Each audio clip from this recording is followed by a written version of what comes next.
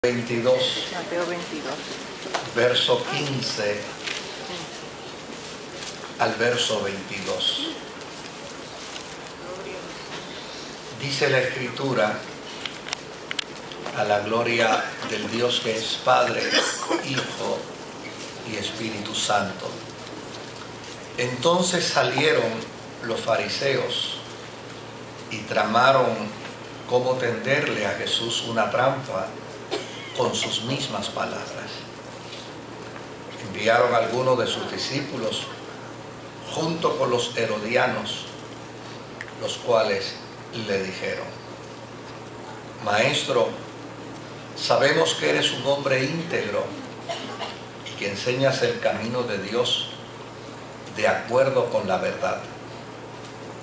No te dejas influir por nadie, porque no te fijas en las apariencias.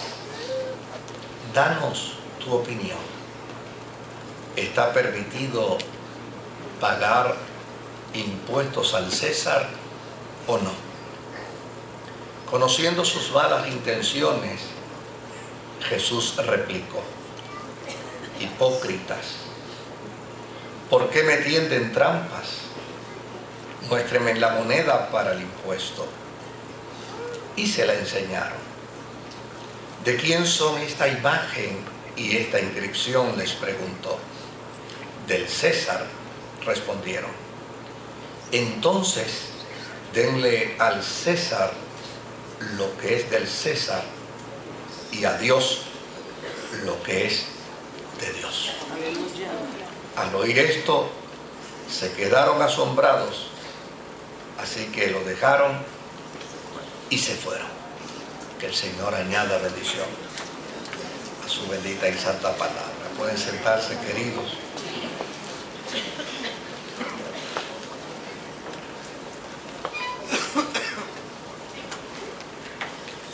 Esta porción escritural o perícopa presenta a unos líderes judíos lanzando un ataque a la persona de Jesús. Y lo que es interesante es que lo hacen con palabras y preguntas cuidadosamente formuladas. Cualquiera que no conozca el contexto pudiera pensar que los fariseos se habían convertido. Pudieran pensar que los fariseos habían hecho amistad con el Señor. Lo primero es que les reconocen como maestro. Y desde luego, reconocer en el tiempo de Jesús a alguien como maestro era reconocerle en una posición muy digna.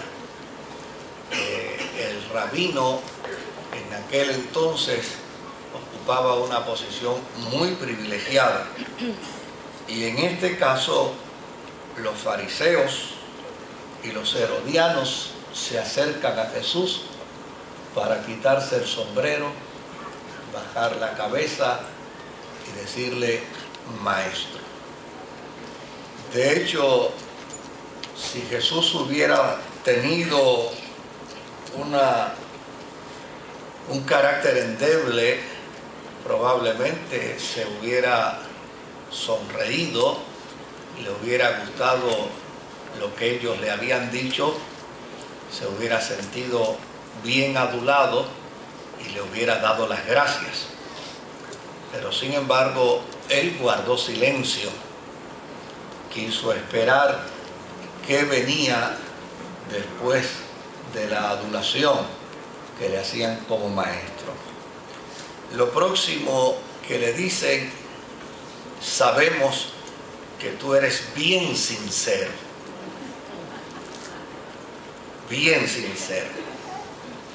y que enseñas el camino de la verdad,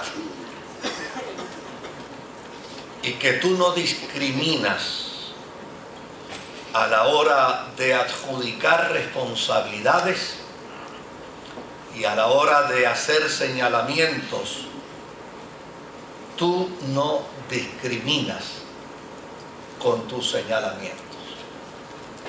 Desde luego, a eso el jíbaro nuestro le llama dándole agua tibia, ¿verdad? Buscando la forma de que dentro de la adulación de esas palabras Jesús cometa el error de comenzar a responder para decirle a ellos lo que ellos también quieren escuchar. De hecho, esa es una de las grandes particularidades del Evangelio. El Evangelio no proclama una verdad conforme a como la gente la quiere escuchar. El Evangelio proclama la verdad. A veces lo que escuchamos del Evangelio no nos guste. Tal vez lo que escuchamos del Evangelio sea un gran desafío a nuestra vida. A lo mejor lo que el Evangelio nos dice rompe áreas de nuestro carácter que necesitan ser rotas y ser transformadas. Pero el Evangelio no anda respondiendo a la adulación humana. Ella plantea la verdad con el propósito de que el hombre y la mujer alcance el beneficio de la verdad. Así es el Evangelio. Y desde luego, estos religiosos y estos políticos herodianos se acercan hasta Jesús con una serie de expresiones de adulación, con la esperanza de que a la hora de Jesús emitir la respuesta a sus preguntas, entonces Él viva dentro del contexto o responda dentro del contexto de la misma adulación. Y ahí entonces, desde luego, iba a quedar Jesús entrampado en un gran problema. Finalmente, le dicen los herodianos y los fariseos a Jesús: necesitamos una opinión tuya, danos tu opinión. Desde luego, la opinión que vamos a recibir de ti es la de un maestro, la de un rabino. El marco de tu carácter es un marco de mucha sinceridad y de mucha verdad. Lo que tú dices, lo dices abiertamente, indistintamente a la gente le guste o no le guste. Así es que tu opinión para nosotros es muy importante. Danos tu opinión sobre este tema. ¿Es justo pagar tributos al César? ¿Sí o no? Desde luego, esta pregunta se le hizo a Jesús en público y tenía una carga malsana increíble. Esta es una pregunta cuya respuesta indistintamente incriminaba al maestro y lo ponía en una posición de desventaja y de descrédito ante su audiencia. ¿Por qué razón? Porque Palestina era un país ocupado por el Imperio Romano. Y desde luego, los judíos siempre hicieron resistencia, y todavía al tiempo de Jesús hacía resistencia, y aún después del tiempo de Jesús siguieron haciendo resistencia al imperio hasta que finalmente se destruyó toda Jerusalén.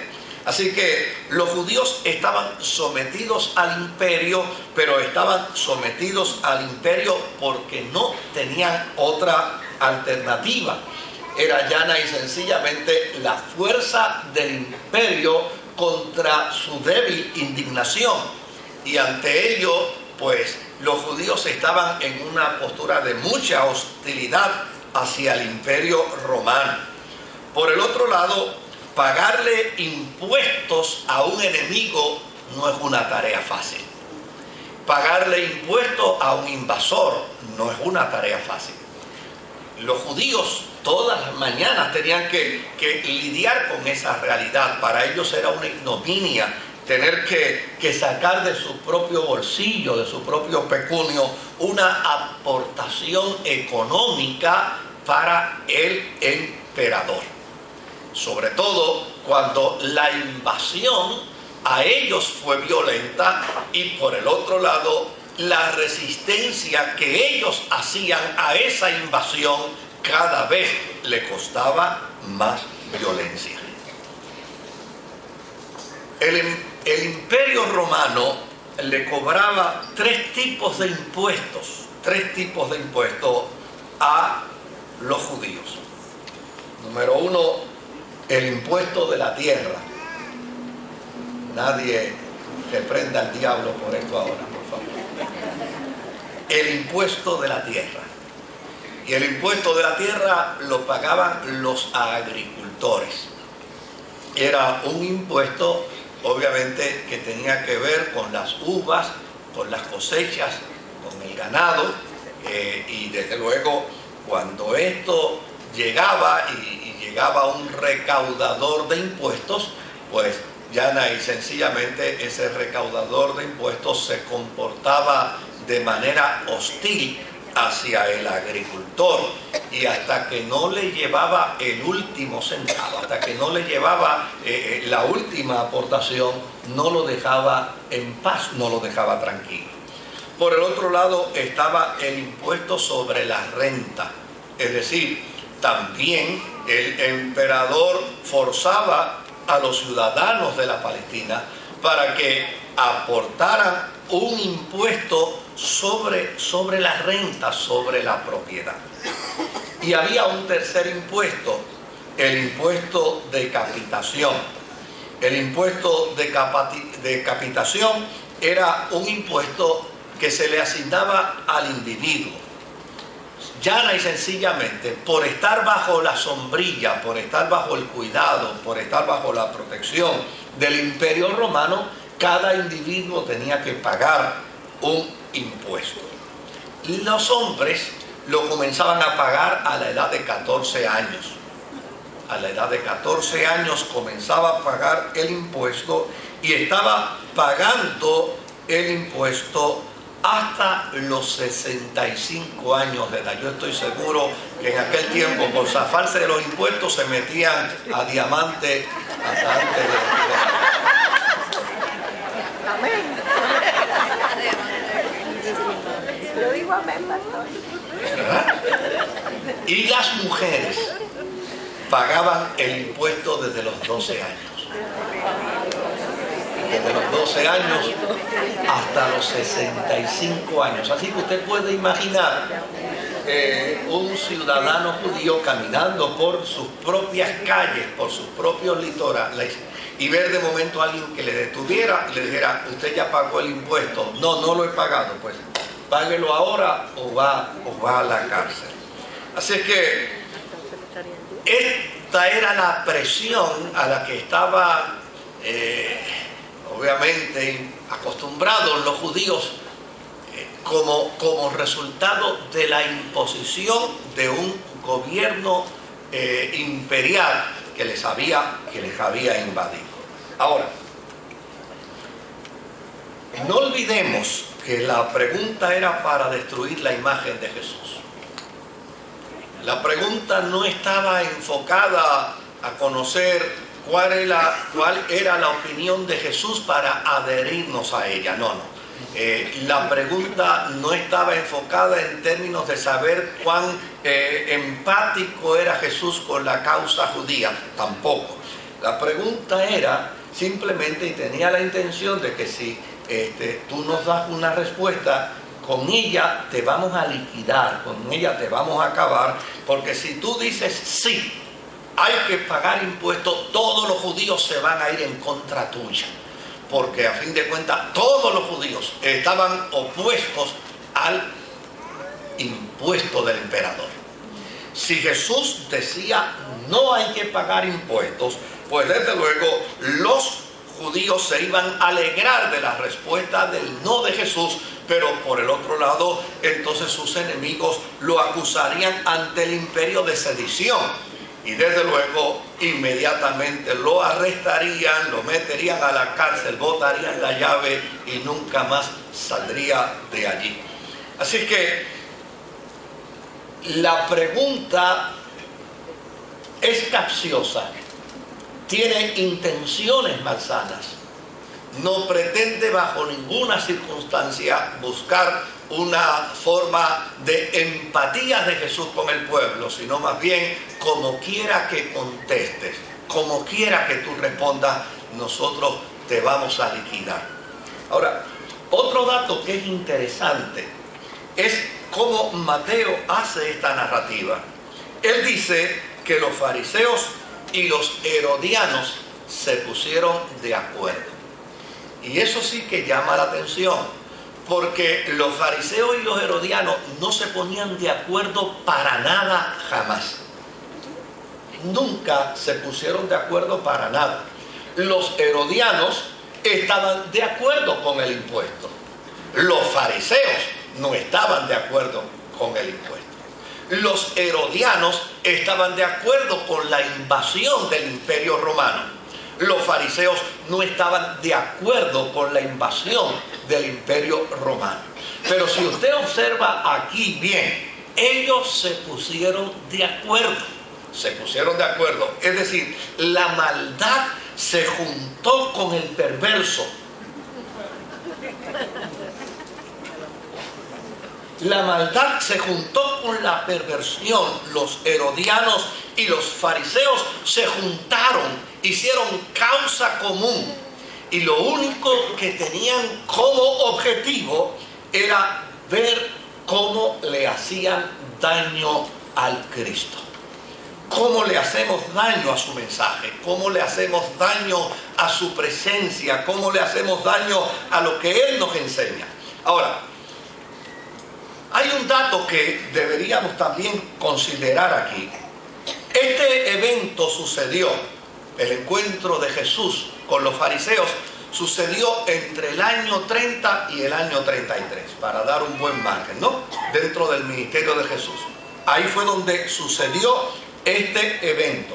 Sin embargo, cuando Mateo escribe esta historia, la escribe entre el año 80 al 90. ¿Se da cuenta? O sea, el evento aconteció entre el año 30, tal vez el 31, el 32, bueno, hasta el 33. Pero cuando Mateo está escribiendo esta historia en la escritura, la escribe entre el año 80 y en el año 90. Ahora, fíjense qué dato interesante. En el año 70, 10 años o 15 años antes de que Mateo escribiera esta historia, el templo había sido ya que destruido. Por lo tanto, cuando esta historia se narra con un propósito. Cuando esta historia se trae de nuevo a la memoria de los cristianos, se hace con una intención. Desde luego, Mateo está respondiendo a los cristianos de su tiempo. Y los cristianos de su tiempo, en este momento, no son los del año 30. Los cristianos de su tiempo son los del año 80, después que el templo ha sido destruido. Ahora, ¿qué pasaba en ese momento en la Palestina? Pues mire lo que pasaba en ese momento en Palestina. El impuesto todavía se estaba cobrando, pero se había añadido un cuarto impuesto. Un cuarto impuesto. ¿Sabe cuál era el cuarto impuesto? ¿Sabe cuál era la vampirita? Yo les voy a decir. Una vez el templo fue destruido, los judíos aportaban un impuesto al templo de Jerusalén. Y desde luego ese lo daban ellos con gozo. Ese lo daban ellos con alegría, lo daban con satisfacción porque entendían que lo daban para Dios. Pero mire qué dato interesante. Cuando el templo fue destruido, el imperio romano entonces entendió que dado el caso de que ya los judíos no tenían que dar un impuesto a su templo, porque el templo estaba destruido, lo propio era entonces que ellos dieran ese impuesto que daba el templo a un nuevo templo, el templo de Júpiter, que estaba en Roma. Por lo tanto, en el año 80, cuando Mateo escribe esta historia, hay un problema serio, aún mayor que el del año 30. Cuando Jesús le está respondiendo a los religiosos de su tiempo, a los fariseos y a los herodianos, que representan el ala política, cuando Jesús le está respondiendo, simplemente le está respondiendo al problema y al contexto de su problema en ese momento. Pero cuando Mateo está escribiendo la historia para darle una respuesta a los cristianos de su tiempo. ¿Cómo Jesús manejó esta situación? Porque a fin de cuentas, el impuesto estaba establecido y las fuerzas de la cristiandad no eran reconocidas. ¿Y qué alternativa tenía la cristiandad frente a un imperio? ¿O qué alternativa tenía el pueblo judío que lo había perdido todo ante un imperio que le decía: ahora me tienes que pagar también el impuesto a una deidad pagana? Pues la enseñanza de Jesús, lo que sirvió al principio en el año 30, también servía para el año 80. Lo que fue efectivo en la reflexión de Jesús para el año 30 tenía que ser también efectivo para el año 80.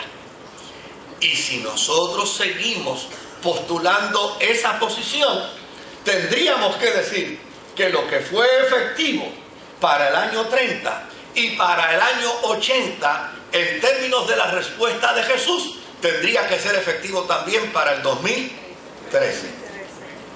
Así que bendiga al Señor, porque se está acercando el 15 de abril. Sigue siendo igual.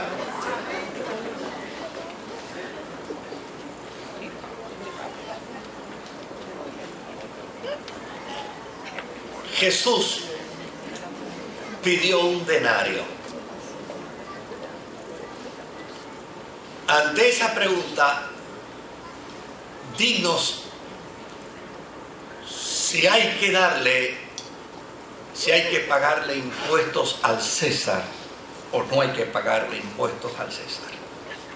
Jesús pidió un denario, y cuando le dieron el denario, Jesús lo contempló y se los enseñó a ellos. Cuando les enseñó a ellos el denario, desde luego, el denario era la moneda del emperador. Y en la moneda del emperador, la efigie, la carita que aparecía, era la carita del emperador. Y ante la forma como Jesús le va a responder, Él le enseña la moneda del denario y les dice: ¿de quién es esa imagen que está ahí? Y cuando ellos ven la imagen, inmediatamente responden: pues la imagen que está ahí es la imagen del César. ¿Quién inventó la moneda con esa imagen? El César. ¿Cómo lo hizo para convertirlo en un impuesto? Pues era parte de la política del César. El César exigía precisamente esa aportación económica a los judíos para de esta manera poder aumentar más el fisco de su imperio personal. Por lo tanto, si la moneda tiene la efigie, tiene la carita del César, y la moneda la mandó a acuñar el César, y el César la hizo con sus propios recursos, por lo tanto, el entendimiento de Jesús es que la moneda es del César. Y la respuesta de la gente es que la moneda es también ¿de quién? Del César. Por lo tanto, Jesús les responde y les dice, pues denle al César lo que es del César, y a Dios lo que es de Dios. ¿Qué pretendió Jesús enseñar con esto a aquella audiencia? Además de no responderle a sus enemigos, además de zafarse de la pregunta capciosa y malintencionada de sus enemigos. Porque desde luego, si Mateo vuelve y retoma la historia 50 años después y la presenta a los cristianos de su tiempo, alguna enseñanza vital tiene esta historia. ¿Y cuál es la enseñanza vital que puede tener esta historia? Pues la enseñanza vital que esta historia puede tener es que hay responsabilidades que no se pueden evadir. Los cristianos tenemos responsabilidades que no podemos evadir. Una de las responsabilidades que los cristianos tenemos que no podemos evadir son las del Estado.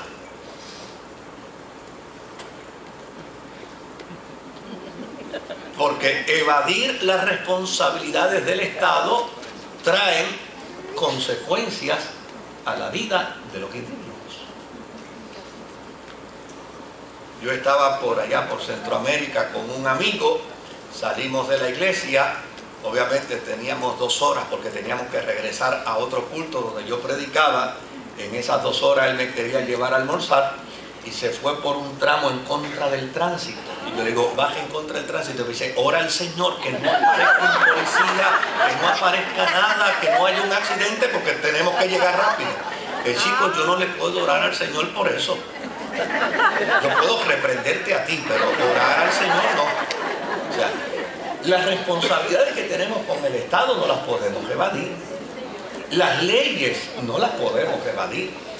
El deber y la responsabilidad económica no las podemos evadir.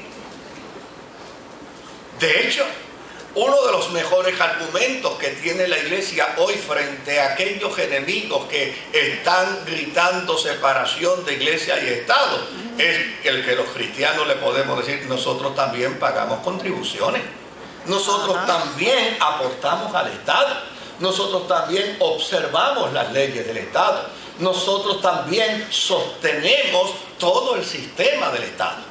Así que la responsabilidad que tenemos los cristianos con el Estado desde el punto de vista de las leyes,